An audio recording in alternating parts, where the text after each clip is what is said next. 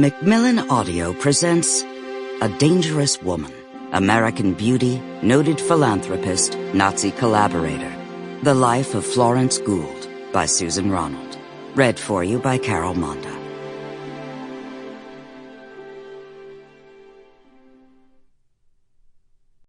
Part 1. The Aspiring Chanteuse. An opera begins long before the curtain goes up and ends long after it has come down.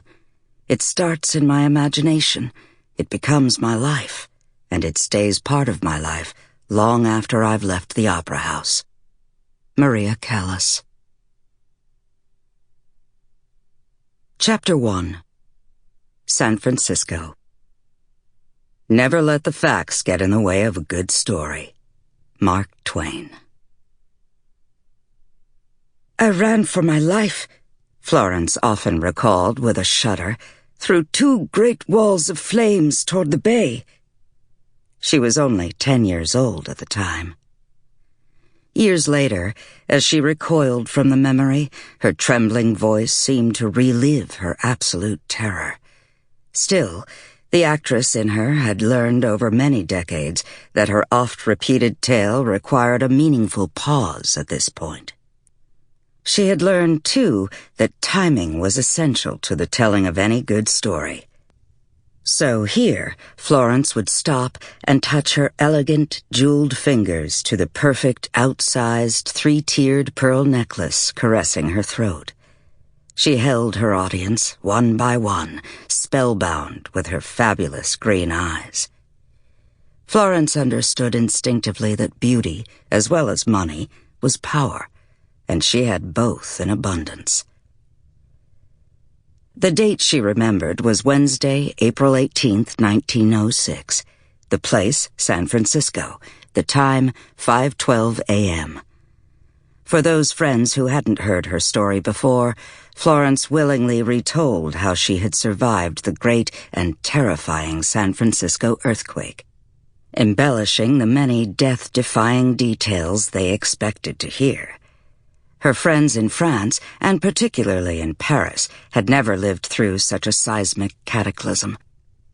Oh, there had been wars, cannonades heard across France's northern plains, death beyond imagining in the Great War, and, of course, the Nazi occupation.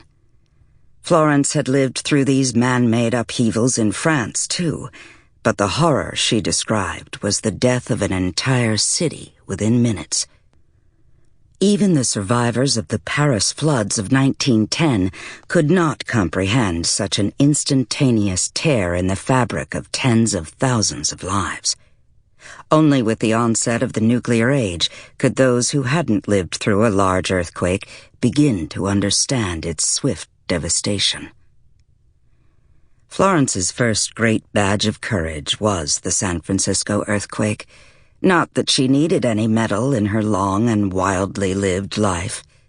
Perhaps it made her feel more American to tell tales no one else could imagine. It certainly set her apart, like her American-tinged accent that she cultivated, despite a lifetime lived in France, speaking French. Being an American somehow made her grander, more significant, and Florence craved significance.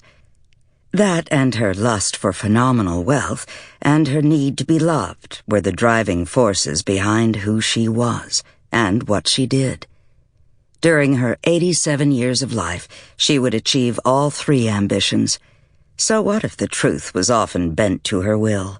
At the end of the day, she had the means to bend it, and her entourage came to expect and desire whatever enchantment she devised for their pleasure. So, who was Florence? Born Florence Juliette Antoinette Lacaze in San Francisco on July 1st, 1895, she would die in Cannes, France in 1983 as Florence Gould. In the intervening period, she was on the guest lists of Her Serene Highness Princess Grace of Monaco, French and American politicians, millionaires, and movie stars. She rubbed shoulders with the famous artists and... Sample complete. Ready to continue?